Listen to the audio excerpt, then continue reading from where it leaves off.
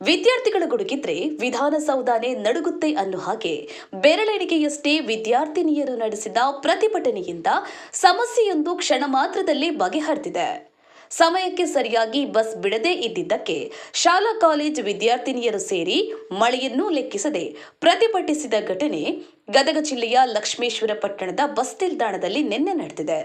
ಸಂಜೆ 4:30ಕ್ಕೆ ಕುಂದ್ರಳ್ಳಿ ತಾಂಡಕ್ಕೆ ಬಿಡಬೇಕಾದ ಬಸ್ ಸಂಜೆ 5:30 ಕಳೆದರೂ ಬಸ್ ಬಿಡದ ಕಾರಣ ಶಾಲಾ ಕಾಲೇಜು ವಿದ್ಯಾರ್ಥಿನಿಯರು ರೊಚ್ಚಿಗೆದ್ದಿದ್ದು ಕಟ್ಟೆಯ ಮೇಲೆ ತಮ್ಮ ಬ್ಯಾಗ್ ಅನ್ನ ಇಟ್ಟು ಸುರಿಯುತ್ತಿದ್ದ ಮಳೆಯಲ್ಲೇ ನಿಂತು ಬಸ್ ತಡೆದು ಪ್ರತಿಭಟನೆ ನಡೆಸಿದ್ರು.